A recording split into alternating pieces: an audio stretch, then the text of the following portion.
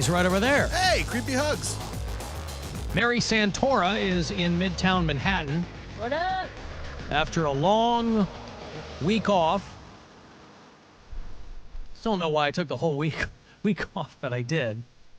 I didn't go anywhere. I mean, you know, we did a lot of stuff over the course of the week. Hung out with my kids.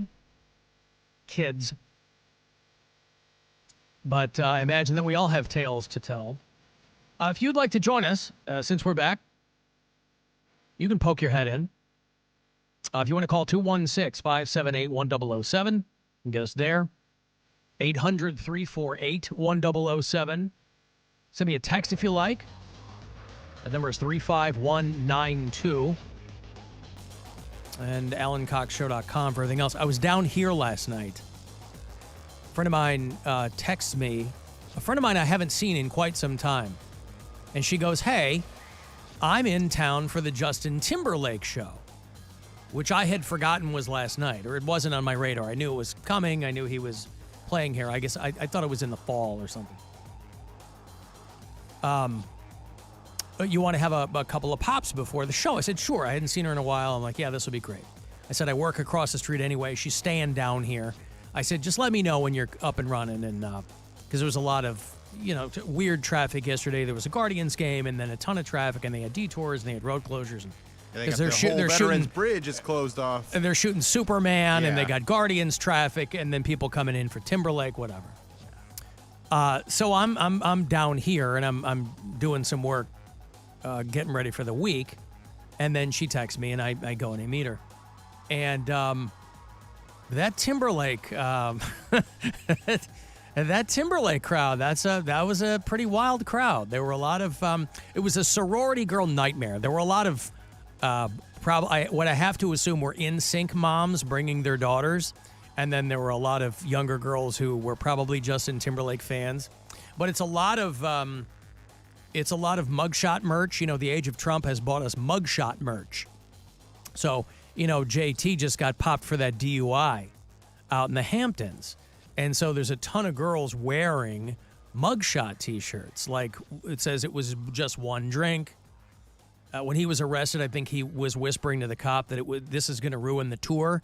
I think that was the Justin Timberlake quote that was in a lot of those articles. This is going to ruin the tour. That became a meme, There were a lot of girls with T-shirts that said this is going to ruin the tour. And, it was a wild scene down here. Wild scene. Of course, they didn't go to the show, but they had like some acoustic band out in the, what is that street between 4th Street? The Romo Fijo and no, and the parking lots and all that, where you're walking across to just like that walkway, whatever that is, that street there. I don't know, Huron maybe, and a lot of people downtown for the Timberlake show. I don't know anybody who went, but I was, like I said, I was here getting some work done, and I know Jeremiah. I was talking to him a bit. That went. They said it was fun. Fair to Midland, a lot of old stuff. Yeah. Yeah. All right. Well, like the hits. All right. I don't know. I like the guy. I think he's a talented dude. I know that I had a couple friends at home who went to see him. His first shows after that DUI thing were at the United Center, where the Bulls play, and they went, and they were just falling all over themselves. I'll tell you one thing I did walk away from last night, just kind of walking around. There were a handful of people that would come up and say hi, or want to take a picture or something. And the boyfriend, I'm talking about women, by the way, the boyfriend, some of you guys really need to work on your personality. I know that there's a weird ratio in Cleveland where there's there's a lot of smoking hot girls walking around with just lumps, just duds, right, walking around. But some of you, because these girls will come up and they'll say hi or whatever and take a picture. Now, the boyfriend has no clue who I am, and I know this, and that's fine. So, but what I try to do is I try to make a little conversation with them to put them at ease. And there's just not much going on there. And it's really, now, these guys could have been drunk. I don't know. But, just one dude in particular, he had this look on his face like if I had given him a hammer, he would have tried to answer it. And I'm like, man, because I'm trying to be like, she's trying to take a picture. And I'm like, this poor guy, he doesn't care who I am, whatever. And he's not even like playing along. So a lot of you dudes, I know there's this wave upon wave of younger guys who are just constantly pissing and moaning and bitching and whatever about how they can't get, fill in the blank, right? They can't find a girl they like. They can't get a whatever. Bro, you gotta work on your personality. Personality plus is all I'm trying to tell you. From somebody in the personality business. Just work on it a little bit. And we've all met people like this. Oh, yeah. All met people like this. Just a skosh, just a little bit of work, man, and you're off to the races. What are the chances they are intimidated by your hair? Slim to none. 3.5. Ooh. Well, there are a lot of young guys but that's all. That's but I'm not even talking about that. I mean, that's not these are whatever. I'm just saying we've all met people who need to, like, bro, engage with people, right? There's a comedian in the scene, and their significant other is such a curmudgeon, and anytime they come out to a show... This is a girl? Yeah. It's just such a bummer because he just doesn't want to be there. The significant other is a guy. Like there's a lot where, like, the significant other's like, hey, we're happy to see it. Like, like, we chat and it's a good time, but, like, this dude is just, like, he's just quiet. Why do they come out? I don't know. It's annoying. You probably got nothing else going on. Well, that's how all of the comedians felt about my ex, and no one told me until we broke up. When we broke up, everyone was like,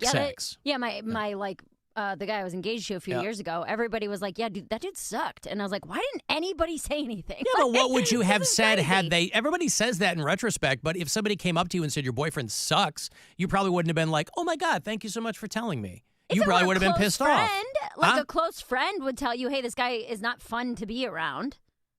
You know? You don't know. I'm like, I know. Well, the thing is, too, I said that so much. Well, of course, that's what I'm saying. It's not like you would have taken their criticism. People say that after the fact, but it's like... he's like a really good guy. I would never... Sweet. And you don't... Friends don't know that person the way you do. But, you know, I never had anybody... Like, if a friend of mine had been like, bro, your girl is... First of all, I don't date duds, but I'm like, you know, if somebody had said that, I would have probably gotten indignant.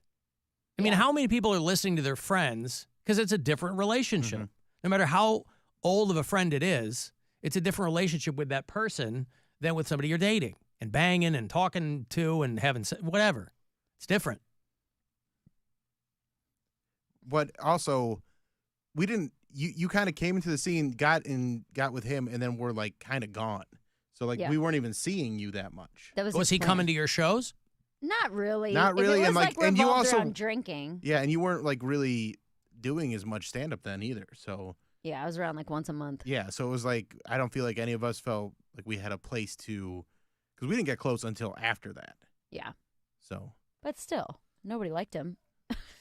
Yeah, but would you have wanted to hear that? No. In retrospect, yes, but in the moment, it probably wouldn't have stuck. Because your friends are, and I think people know that. And so your friends are like, I'm not risking I like Mary. I'm not going to risk my friendship with her by telling her boyfriend sucks. Because I think people figure, look, they'll figure it out. Mm-hmm. And then when it's all over, then we all swoop in and go, hey, I'm so happy for you. That guy blew. Well, like in this situation, the person specifically, I can't say anything because it's like it's not my place. Like I'm not that close with them, so I can't just be like, "Hey, your boyfriend's a bummer when he comes and hangs out." It's bringing him around. Yeah, it's just like, you know, I'll continue to be nice to him, and you know, but I'm not gonna keep trying to include him and stuff and be his friend. Hey, just ice him out. Like, bro, if you're not contributing anything to the proceedings, like I'm not, you know, what am I talking to you for? Life's too short. I got to take a break. I got a whole lot of things to give to you this week. You got a shot at that Buzzard bike, by the way. We're back to giving away this Harley. And so I'll give you the full details on that. But you'll get a key from me this afternoon around 4:20. If you go to WMMS.com, it's going to have all the details for you. Our iHeartRadio Music Festival, presented by Capital One. Coming